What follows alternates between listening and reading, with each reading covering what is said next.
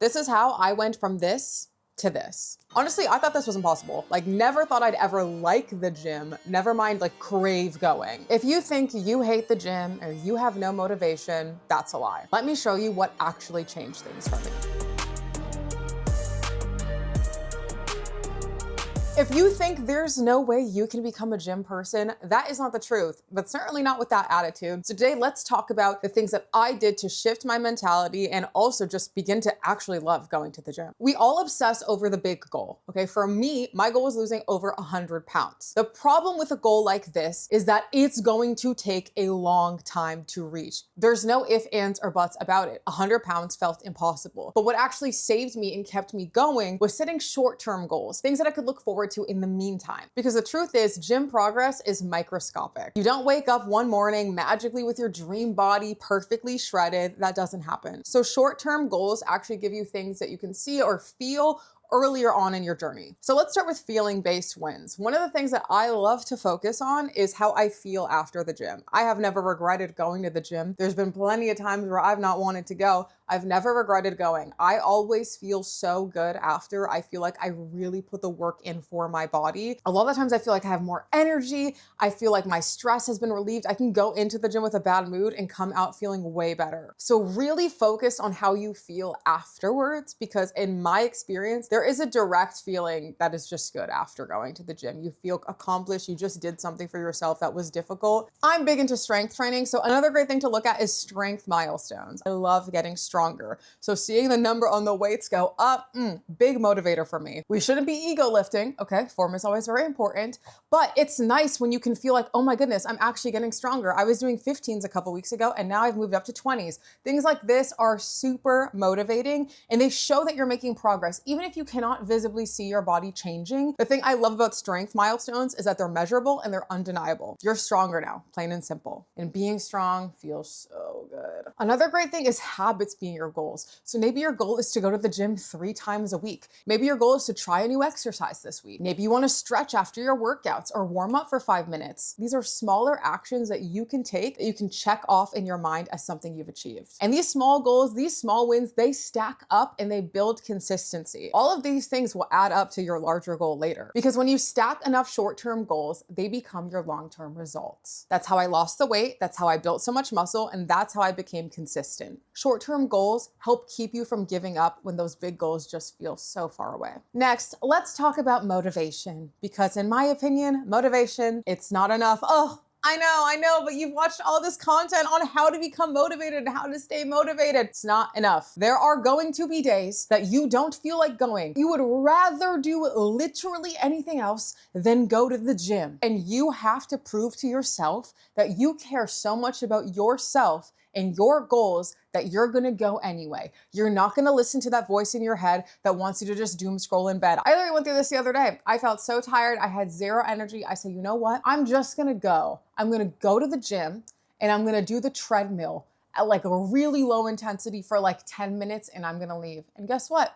I ended up doing more while I was there, but the motivation wasn't there. I wasn't motivated to go. I wasn't excited to go. I wasn't feeling like, oh yeah, I'm gonna hit my goals. No, I didn't want to go, but I love myself enough that I push through those days where I don't feel motivated. You need to learn to do things when you don't feel like it. You're not always gonna feel like going. Most of the time, you're not gonna feel like going until you get consistent and your body starts to crave it. You're not really gonna wanna do it, but you can't sit around waiting to feel motivated. The days that you prove to self that you can push through when you're tired, you're annoyed, you're stressed, that will build trust in yourself the way aesthetic goals never will. If you want it bad enough, you're gonna do uncomfortable things. You're gonna show up when you don't feel like it. You're gonna push to that next rep that you really don't wanna do. And if you don't want it bad enough, we need to change your goal. So let's discuss goal setting. Aesthetics, for most people, are not enough. Having that dream body, looking like insert celebrity here, that's just not enough of a goal. I know for you, it seems like right now that is all you want. All you want is that and you will be happy. So why wouldn't that be a goal that makes sense? And it's because, like we talked about before, it's this huge, massive goal. And sometimes you guys are setting unattainable goals. You're not gonna look like Bella Hadid if you have my figure. It's not gonna happen. You need to pick goals that actually make sense for you. And the aesthetic is not enough. You need to focus more on how you feel, getting stronger, being healthy, if this aesthetic goal is not enough for you to actually push through on the days where it's hard, which a lot of the times for most people it's not, you need to either add to that goal or shift to another goal. How would it feel to be able to go up a bunch of stairs without getting winded? How would it feel to be able to explore an entirely new city on your feet all day and not be tired? How would it feel to be strong enough to move your own furniture by yourself? Think of these things that would actually change beyond the aesthetic, how much better your life would be if you got healthier and you got stronger. Because the aesthetic goals, they're not cutting it. How do you even get started going to the gym? I remember walking to that gym, those machines, they look scary. What are all these torture devices doing here? Okay, it can be terrifying. I honestly started off with classes, and I'm not here to sell you on any classes. I personally started with Orange Theory. It was a nice gateway into weightlifting for me. I don't do it anymore. Now I just do strength training myself, but classes can be really good because one, they kind of keep you accountable. There's a cancellation fee. It's also nice to have a trainer there that can correct your form, especially when you're just starting out. So I do recommend classes if you can afford them. The con is that they're expensive. You have to follow their class schedule, and you have to follow the movements that they're doing, even if maybe you don't like them. That's why I personally really like strength training, because I get to pick what exercises I do and do them on my own time. But to kind of wrap that up, I recommend classes if you're completely brand new and you can afford it. But it can be way cheaper to just go to the gym. So if you just want to get started by going to the gym immediately, what do you do? When I first started training, I actually just got a program from an influencer that I followed online. I purchased one. If you want a free program to follow, you can download mine. I'll link it in the description. Again, it's completely free. I'm not a PT or anything. It's just the program that I do. I do this literally every week. But I recommend starting with a program that someone has already built just because it's a lot easier. If you don't know what the exercises are, which you probably won't if you're just getting into it, that's okay. I looked up every single exercise I was learning on TikTok or YouTube, and I would just watch videos on how to do the exercise. I felt extremely silly, but guess what? Now that I've been in the gym for longer, like, no one cares, bro. No one sees you doing a workout wrong and is like, oh my God, what an idiot. Like,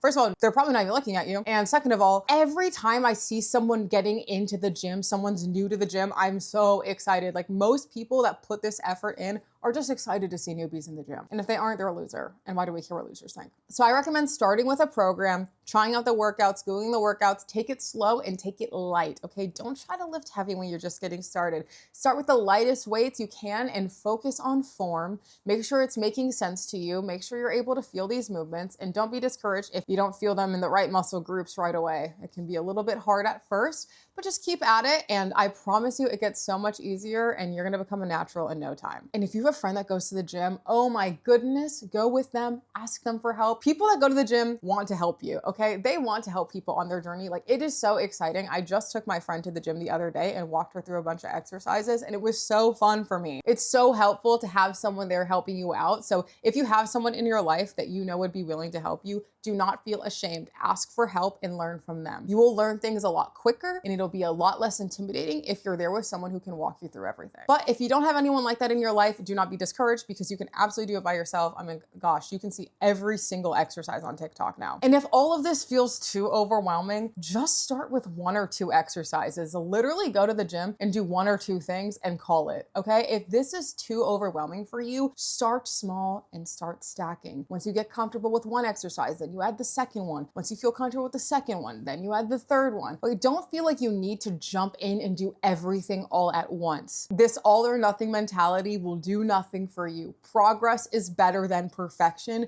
Stop thinking that you need to do absolutely everything immediately and be perfect immediately, because you won't. You're gonna fail. You're gonna do an exercise wrong. You're gonna hit a muscle group that you think you're hitting, and then you're gonna feel it in a completely different one and realize that your form was all wrong. Like, that is just a part of it, and everyone's been through it, but you got to start somewhere. And I'm learning every day that perfectionism is not this amazing, wonderful trait and you just want everything to be great. You're just afraid. You're afraid of messing up. You're afraid of embarrassing yourself. And that's why you're never gonna see progress with that mentality. So just try. Just get in there and try. Now on to one of the more fun parts of going to the gym.